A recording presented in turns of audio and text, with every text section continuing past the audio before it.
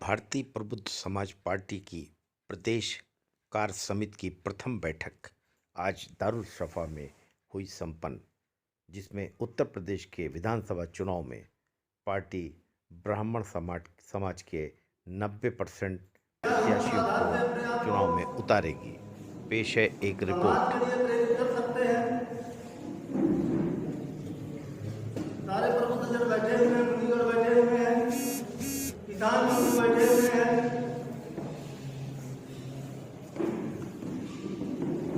हमें भाई साहब प्रदेश सचिव पंडित हुसैन पांडे जी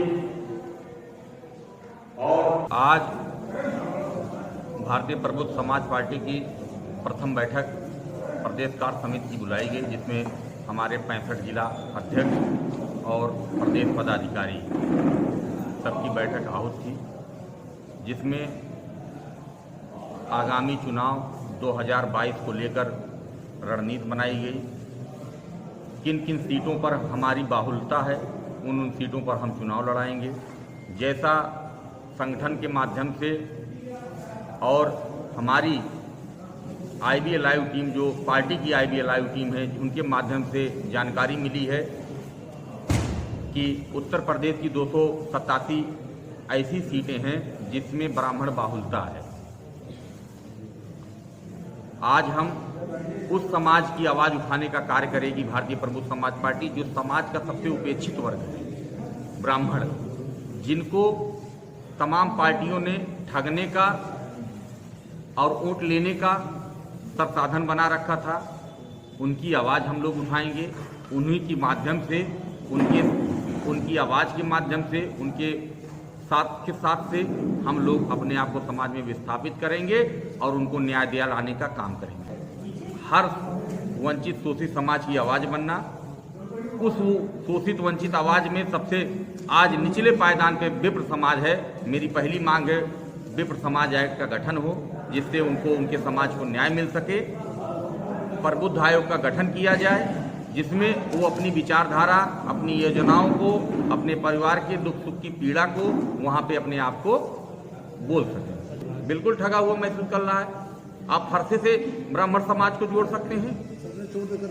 सबने चोट देकर वोट लिया है। फरसे से हमारा समाज उदय हो जाएगा। आप उसमें क्यों नहीं पुरोहित समाज की बात करते हैं? मुल्ला मौलानाओं को आपने 17 से 28 हजार जो है नौकरी दे दिया। कितने पुरोहितों को आपने सृजित किया? कितने गुरुकुल कॉलेज खोला? कितने संस्कृत विद्यालय को आपने अपडेट किया? आपने मदरसों को टेक्नोलॉजी से भरपूर कर दिया। लेकिन आज हमारे संस्कृत विद्यालय हैं, उनको आपने कितना मजबूत किया? अखिलेश यादव ने 2 दिन पहले गोसाईगंज में परशुराम मंदिर का शिलान्यास किया। हाँ। उसमें जो है उनका कहना है कि हम प्रबुद्ध समाज की काफी इज्जत करते हैं और हमारी जो सरकार आएगी ठगने के लिए। अब तक कहाँ उन्होंने इज्जत किया था? जब 5 साल उनकी सरकार थी। जैसा आप लोग मीडिया भाई हमारे जानते हैं, लोगों ने बताया है, मीडिया ने छापा है, बादा में 5 विप्र समाज महिलाओं से लेकर बच्चों को नंगा घुमाया था जब उनकी सरकार थी। तो लगभग 65 जिला अध्यक्षों की हमारे पास सूची है। ब्लॉक लेवल चुनाव कैसे लड़ा जाता? संख्यात्मक ढांचे से। आज उत्तर प्रदेश में, इसीलिए हम लोगों ने पहली प्रेस कॉन्फ्रेंस लेट किया। हम लोग पहले भी कर सकते थे, लेकिन जब अपना एक बुलेट प्रूफ संगठन खड़ा कर लिया, 65 जिलों में बूथ लेवल तक की हमारी संरचना होगी। उस संरचना, उस संगठन के माध्यम से हम अपने समाज की लड़ाई, अपने परिवार की लड़ाई, हर शोषित वंचित समाज की लड़ाई लड़ेंगे। और हमारी पार्टी बहुत मजबूत है।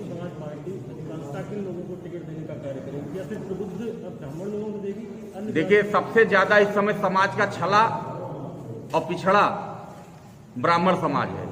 तो हम अपने पार्टी से लगभग 200 से 300 सीटों का भी उस पर संरचना बनाई जा रही। 287 सीटें ऐसी हैं जो ब्राह्मण बाहुल्य हैं।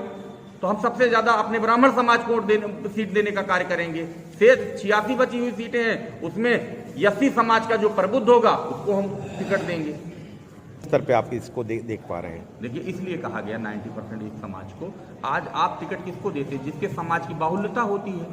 सत्ता में उसी वोटों के दम पे हम आ सकते हैं। उत्तर प्रदेश में 287 सीटें ऐसी हैं जो 80,000 से लेकर 1,41,000 वोटर्स हैं।